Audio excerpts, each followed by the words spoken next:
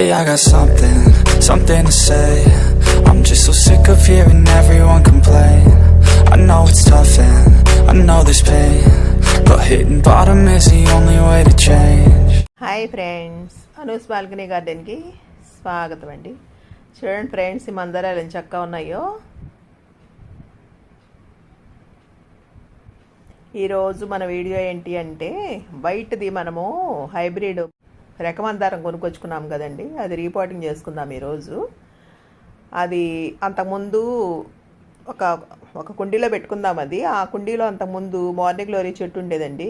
దానికోసం నేను కుండీ ప్రిపేర్ చేశాను అనమాట. అంతకుముందే మొత్తం వేయాల్సినవన్నీ వేసి ఇసుక అంతా కూడా మనం ఎన్ని పాళ్ళలో వేసుకుంటామో అంతా రెడీ చేసేసాను. ఇక దాని సీజన్ అయిపోయిందండి, అది తీసేసాను అనమాట దీంట్లో నుంచి. ఇప్పుడు దీంట్లో వైట్ హైబ్రిడ్ మందార రీపాటింగ్ చేసుకుందాము.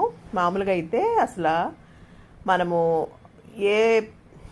ఏ పార్ట్స్లో తీసుకుంటామంటే, మనము ఎప్పుడులాగానే 2 parts రెడ్ సాయిల్, 1 part వచ్చేసి ఇసుక, 1 part వచ్చేసి కంపోస్ట్ వేసుకుంటాం కదా. ఈరోజు కూడా అదే మోతాదులో కలుపుకోవాలండి. కాకపోతే నేను ఆల్రెడీ కలిపేస్తున్నాను కాబట్టి, కొత్త మొక్క పెడుతున్నాను కాబట్టి కొంచెం వర్మి కంపోస్టు,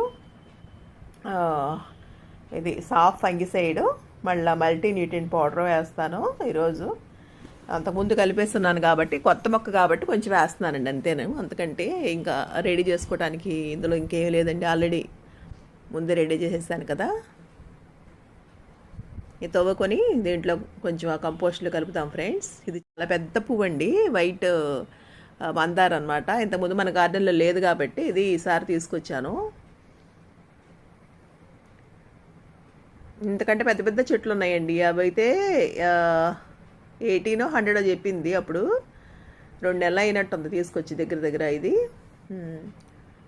ఇది కొంచెం చిన్నది కదండి, కొంచెం తక్కువకి ఇచ్చిందనమాట. కాస్త ఒక 20 రూపాయలు 30 రూపాయలు తక్కువకి ఇచ్చినట్టుంది.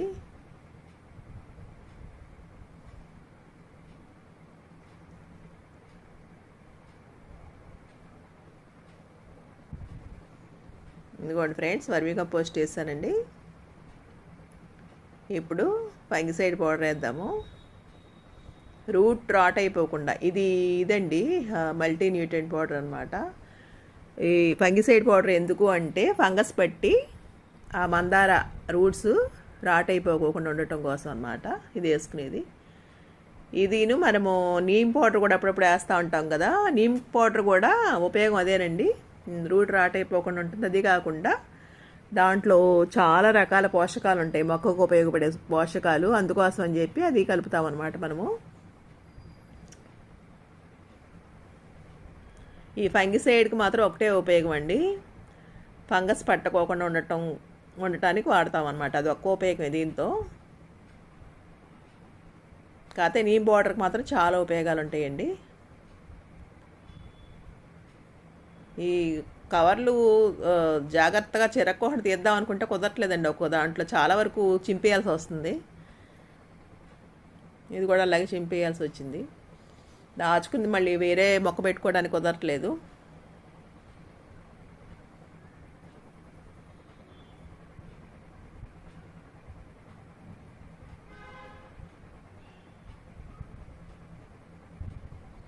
ఇంకా రూట్ బాల్ని ఓపెన్ చేయకుండా పైకి కనబడుతున్నాయండి అన్ని రూట్స్ను. ఇంకా అందుకని నేను ఓపెన్ చేయట్లేదు.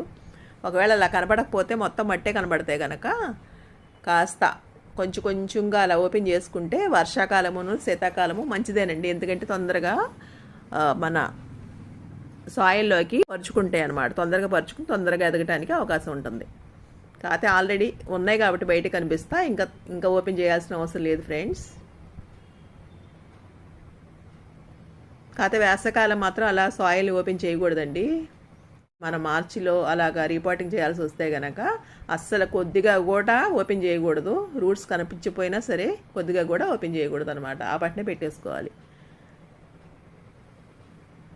చెట్టుకి మంచిది కాదండి సమ్మర్లో కనుక అలా పెట్టుకుంటే, అలా ఓపెన్ చేస్తే.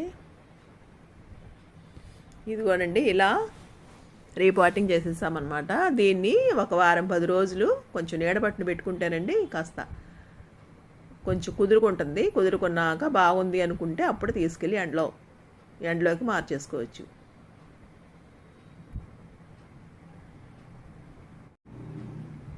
ఇది ఒక 2 సంవత్సరాలు సరిపోతుందండి ఈ పాటు. ఆ తర్వాత మాత్రం సరిపోదు. రూట్ ఫుల్గా కుండీ మొత్తం పరిచేసుకుంటుంది, అంటే రూట్ బౌండ్ ఏర్పడిపోతుంది అనమాట. అప్పుడు దీనికంటే పెద్ద సైజు కుండీ తీసుకోవాలి. ఇది 8 అంగుళాల కుండీ అండి. అప్పుడు 13 అంగుళాలు 14 అంగుళాల కుండీ అయితే అప్పుడు దానికి సఫిషియెంట్గా ఉంటుంది, సరిపోతుంది. మళ్ళీ పైన కూడా కొంచెం వర్మీ కంపోస్ట్ చేస్తున్నానండి.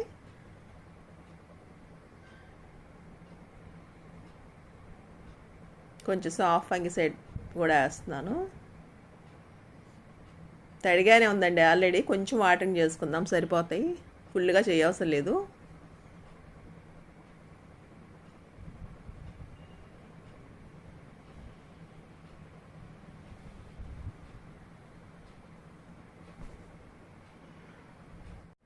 ఇదండి, ఇది తీసుకెళ్ళిపోయి ఒక చోట అవతల బాల్కనీలో సెట్ చేసేసేద్దామండి. అటువైపు కొంచెం మార్నింగ్ టైంలో ఎండ వస్తుంది కొంచెంసేపు. ఇప్పుడు వింటరే కాబట్టి పర్లేదండి.